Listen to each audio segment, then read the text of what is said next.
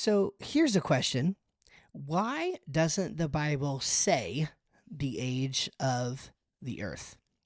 Now, I've been creating content about creationism on the internet since about 2016, and I get this question from time to time. And I'll be honest, I've never really bothered to answer it because frankly, the answer just seems so obvious to me. However, since I keep getting this question, I've decided that it was finally time to go ahead and deal with it. Now, what tends to happen in this question is usually stated as an objection. It's really a question in disguise, but it's usually stated as an objection. It might be something like this.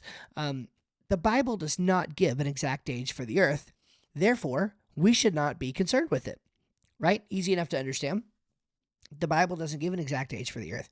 Therefore, we should not be concerned with it. And again, I've just never bothered to answer this. It seems obvious to me. It's like, well, the Bible, like if it said, if the Bible says the earth is 6,000 years old and it said that 3,000 years ago, then the earth wouldn't be 6,000 years old when we were reading it today.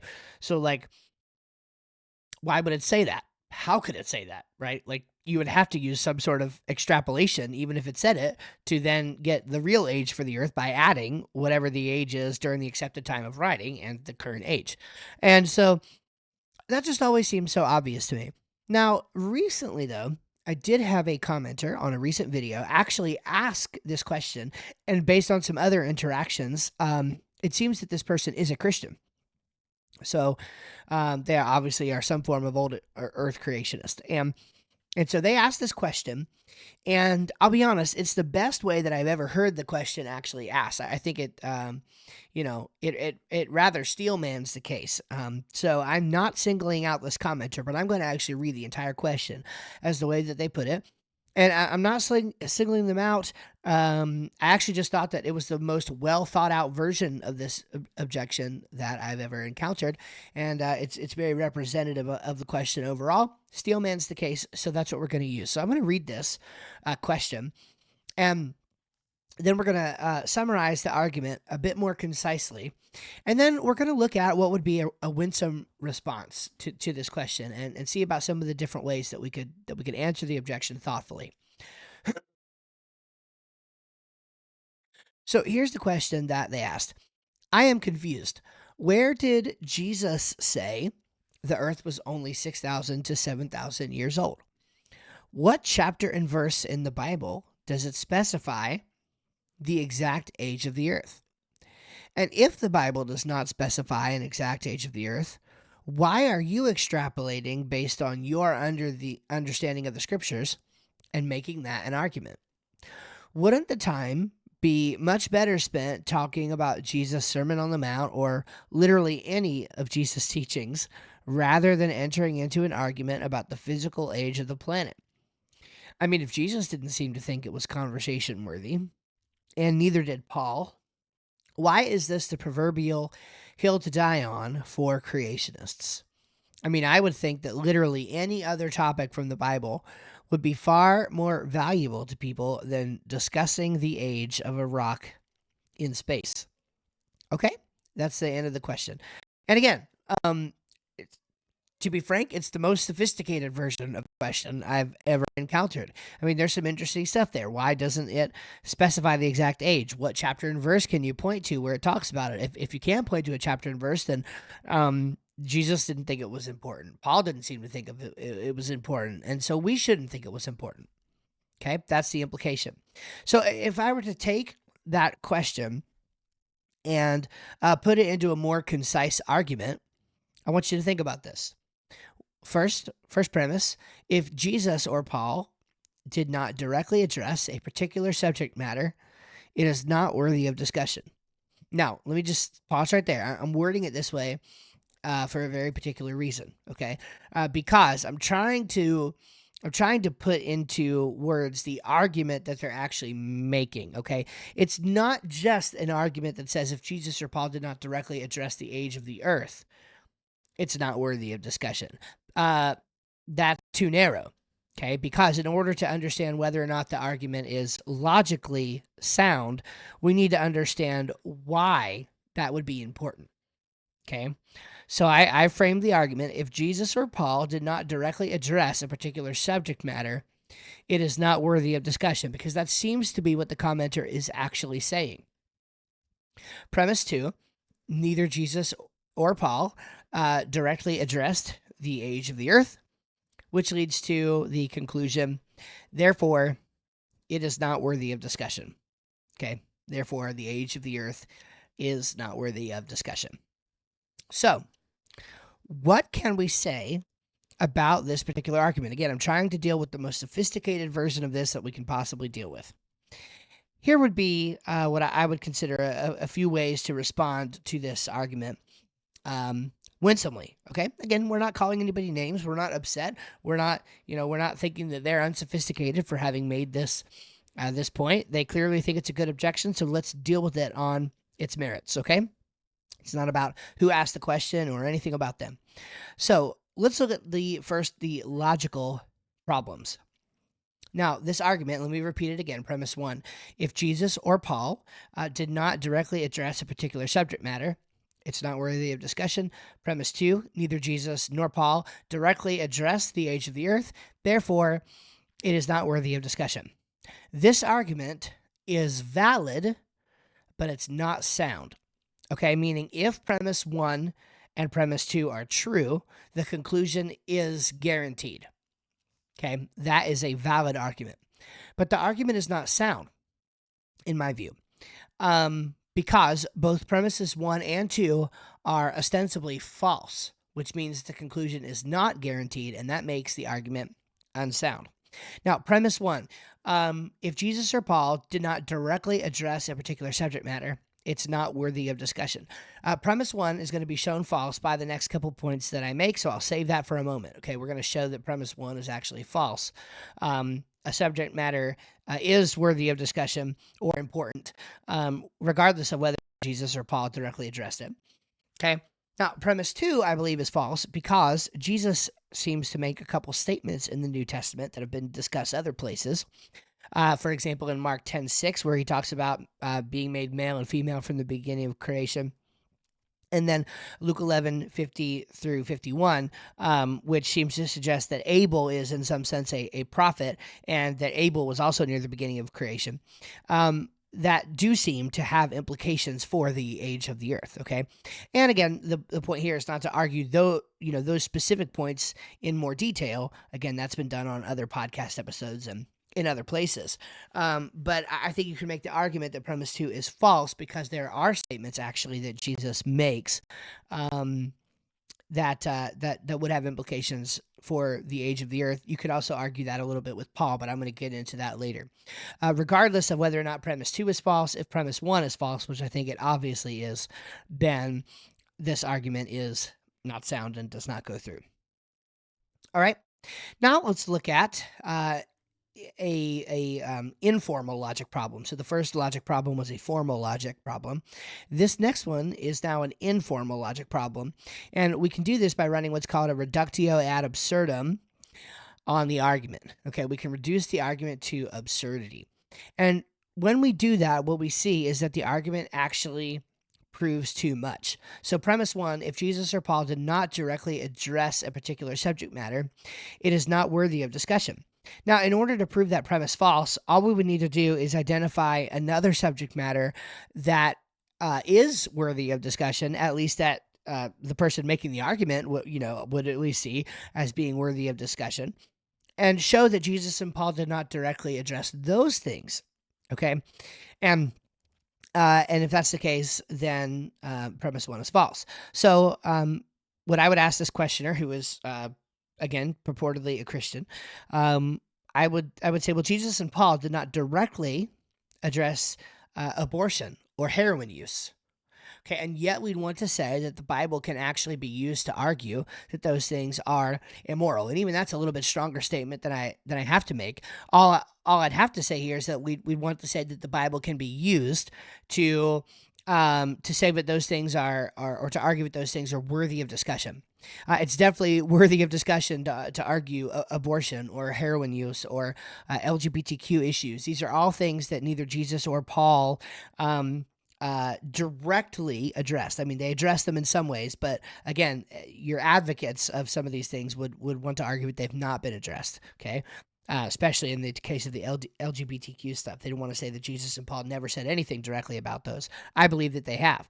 At least with Paul, you can make a direct case. Jesus, maybe not directly, but I think indirectly you can make a very good case for that, and ironically from some of the same verses, okay?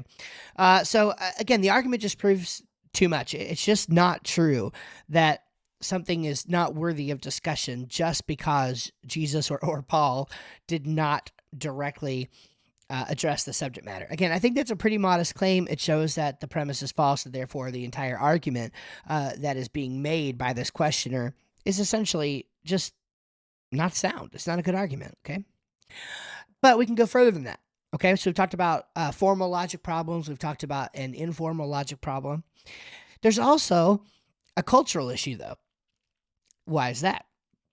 Well, because there are some things that Jesus and Paul actually did address directly that seem culturally irrelevant and therefore not worthy of discussion to us. For example, head coverings, okay?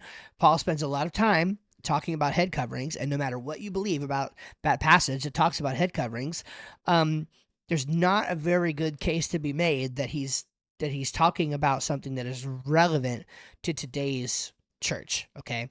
It seems to be something that was very culturally a big deal in his time and not relevant to today. So actually, it seems to be the case that even if Jesus and Paul did address something directly, that doesn't necessarily mean it's important for us to talk about today, because it may not have important implications for what we believe. So really, whichever way you want to slice and dice the argument, it doesn't really have anything meaningful to say about whether or not the age of the earth, strictly speaking, is an important issue. Let's go to another concern. Who's the author of the Bible anyway? Now, the biblical worldview, which again, we're not talking about an atheist that we're arguing with here. We're a person who has asked this question is a Christian, okay? And so they ostensibly hold a biblical worldview. And the biblical worldview holds that Jesus is God. And again, most would want to argue, most Christians would believe that the Bible is inspired by God, okay? Biblical inspiration is in some sense true, okay? In a very important sense true. That's, again, pretty standard belief within Christianity. So therefore, logically, if the Bible says something or has implications for a worldview, then that truth belongs to Jesus, right? The author of the Bible is Jesus, okay, in some sense, just like it is Yahweh, the Father, in some sense. Both are God. So the Bible is inspired by God. Jesus is God. Therefore, the Bible is in some sense inspired by Jesus, and that truth belongs to Jesus. So if the Bible anywhere says anything that does have implications for the age of the earth, then Jesus might as well have addressed it directly. Okay, we know, again, from the Bible, we know that many things that Jesus did address directly were not even written in the New Testament because space was limited, right? And the books of the world could not contain what all was done by Jesus during his earthly ministry.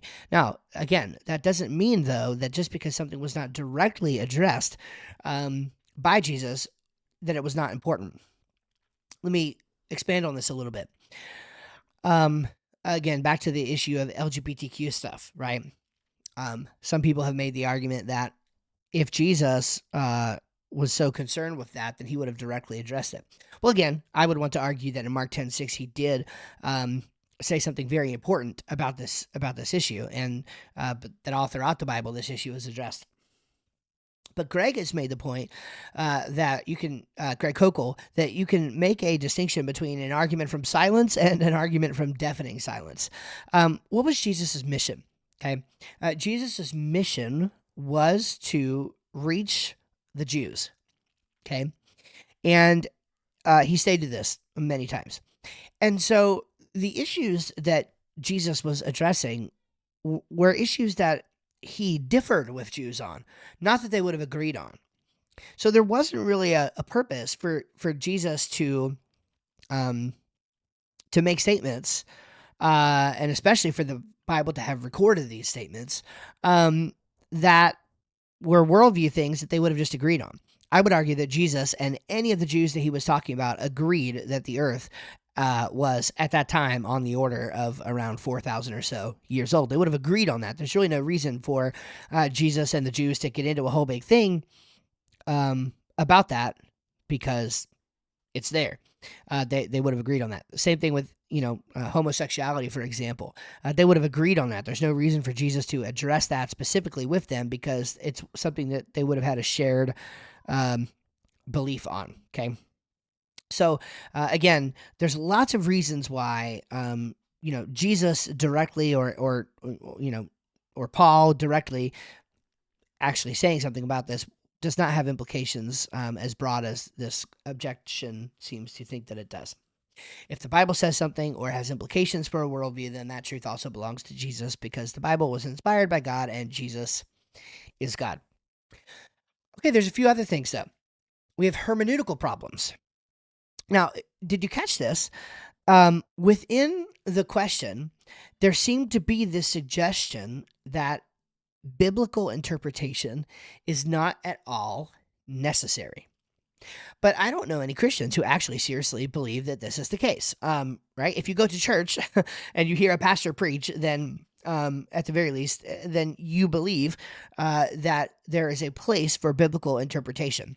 And interpretation has implications. It has implications. Let me go back to the question just to repeat this and make sure that we're clear, right? The questioner says, if the Bible does not specify an exact age for the earth, why are you extrapolating based on your understanding of the scriptures and making that an argument? Because another word for your use of the term extrapolating there is just interpretation. And we are given a mind, we are given understanding, we are told to search and explore and understand the scriptures all throughout them. And God has given us a mind to use logic, and with logic, we make arguments that are either sound or unsound, again, like we've already talked about. And so I'm extrapolating based on my understanding of the scriptures, because I believe it's a biblical command to be as logical as we can and to think clearly and interpret the scriptures. And all throughout the scriptures, we are called to do just that. So it's just a difference in terminology. I'm not extrapolating based on my understanding. I'm using my logical and reasoning faculties to interpret the scriptures and come to a conclusion that I think is correct. And the correct conclusion here, based on my interpretation, seems to be the implication that the earth is young. Okay. Now, there are also practical problems. Again, I mentioned this in the very, very beginning, but exactly how would the Bible state that the earth is only 6,000 to 7,000 years old? Now, it would not state this directly, right? It couldn't, because that would require some sort of real-time updating. Again, if the Bible said the earth was 6,000 years old, and then you add, 2,000 years to that, because the Bible, biblical canon was completed around 2,000 years ago, roughly, then the earth would be 8,000 years old. So the Bible would have to explicitly state that it was like 4,000 years old during the time of the writing, which is not the thing in question. And again, I think you could come to a logical argument based on accepted history, based on the dates that are given in the book of Genesis, that there had been about 4,000 years of time passing during that time. All you would have to do as well is just cross-reference Jewish calendars as well with that time frame, and you would find, if you did that, that you would also be landing within that time frame that you are suggesting. So the Bible would not state this directly if it were going to say something like that. Instead, it would simply be discernible from interpreting the text. We would interpret the text and come to a conclusion that led us to believe that the earth was around 6,000 to 7,000 years old. And again, that is the young age creationist argument, that the biblical text has chronological markers that allow us to come to this conclusion. Some of these markers are the days of Genesis 1, the genealogies, Genesis 5 and 11, and accepted historical dating from, Abraham to Christ, and then from Christ to today. Okay. So it's really not that hard to actually see where these numbers come from. And I've just never seen a good case be made that we shouldn't use those numbers that we actually do get directly from the biblical data. I mean, again, I've heard folks try to discourage us from using those numbers or taking them literally, but there's never really any evidence offered for that. And so without rehashing all those other details, I think you're just going to have to come to the table with a very good argument for why we should not use those dates that are discernible from the text. And then finally, there are theological issues, and some would argue that these are the most important of the issues. The age of the earth is worthy of discussion. It's important, and yes, it's even a hill to die on because of the theological implications, not only the biblical studies and interpretive implications. And Old Earth actually rules out theological teachings of Jesus and Paul from being correct. For example, Jesus' comments regarding male and female at the beginning of creation. Again, that does come from Mark 10:6 and also from Matthew 19 something. I forget the exact verses. I believe it's Matthew 19 something. And then also Paul's comments regarding sin and death as the last enemy to be defeated. You can look at Romans 5 for some of that, Romans 8 for some of that, 1 Corinthians 15 for some of that as well. These are all well-known passages within the sort of corpus of creationist literature that we would want to use. But nevertheless, these theological issues are a big part of the reason why we believe that this is worthy of discussion. So to round out and finish up for today, I know I've thrown a lot at you, but I would wrap my conclusion into three statements.